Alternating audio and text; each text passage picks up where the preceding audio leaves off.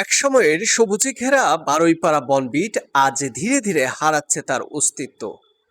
স্থানীয়দের অভিযোগ, বন বিভাগের কিছু অসাধু কর্মকর্তা কর্মচারীর অব্যবস্থাপনা ও আর্থিক সুবিধা গ্রহণের সুযোগে সরকারি বন বিভাগের জমি স্থানীয় রাজনৈতিক নেতা ও ব্যবসায়িক মহলের কাছে বিভিন্নভাবে লিখে দেওয়া হয়েছে।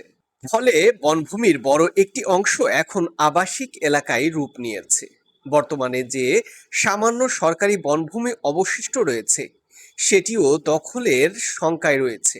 সম্প্রতি টানা ভারী বৃষ্টিতে বনাঞ্চলের কিছু এলাকা পানিতে তলিয়ে গেলে পানি নিষ্কাশনের অজুহাতে স্থানীয় কিছু ভূমিদস্যু ও রাজনৈতিক নেতা রাতের আধারে ভেকু দিয়ে সরকারি বন বিভাগের জমি কেটে দীর্ঘ কয়েকশো মিটার খাল নির্মাণ করেন বলে অভিযোগ উঠেছে।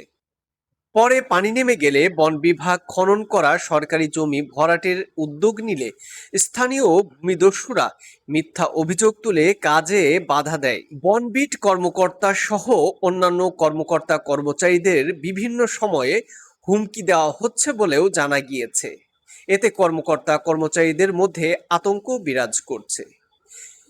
এদিকে জেটিভি নিউজ বাংলার ক্যামেরার সামনে একজন ব্যক্তি স্বীকার করেন, সরকারি বন বিভাগের একটি জমি তিনি নিজের নামে রেকর্ড করে নিয়েছেন। এই যে এই রাস্তা অঙ্গন শুরু করে আমার নামে 94 পয়েন্ট রেকর্ড করা আমার নামে, তাইলে কোন থেকে? তাইলে আপনি পাইলেন কোত্থেকে? এই জায়গা থেকে আপনি পাইলেন কোত্থেকে বলেন? এইখানে আমার কথা বলতেছে 94 এই পয়েন্ট থেকে আপনি 94 ভাই এই রাস্তা কবে ফরেস্ট আটকে দিত? হ্যাঁ ফরেস্টের জায়গা কেমনে আপনার নামে পয়েন্ট হইলো? ওই যে বলো আইসাল না, কি আইছে? ওই যে কি জানি কয় মাপা হয় না গুরু সার্ভে হ্যাঁ সার্ভে কি জানি আরে সার্ভে রেকর্ডে মাপ হ্যাঁ রেকর্ডে সার্ভেয়ার আসছিল সার্ভেয়ার আসছিল এই সার্ভেরা উঠিয়ে দিয়ে দিছে। বুঝতে পারছি।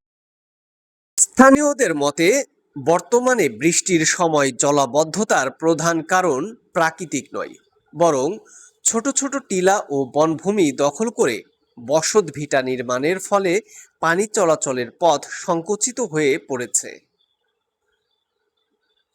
সচেতন মহলের দাবি, অবশিষ্ট বনভূমি রক্ষায় দ্রুত কার্যকর ব্যবস্থা, দখলদারদের বিরুদ্ধে আইনগত পদক্ষেপ এবং সরকারি জমি পুনরুদ্ধারের সংশ্লিষ্ট কর্তৃপক্ষের জরুরি হস্তক্ষেপ এখন সময়ের দাবি।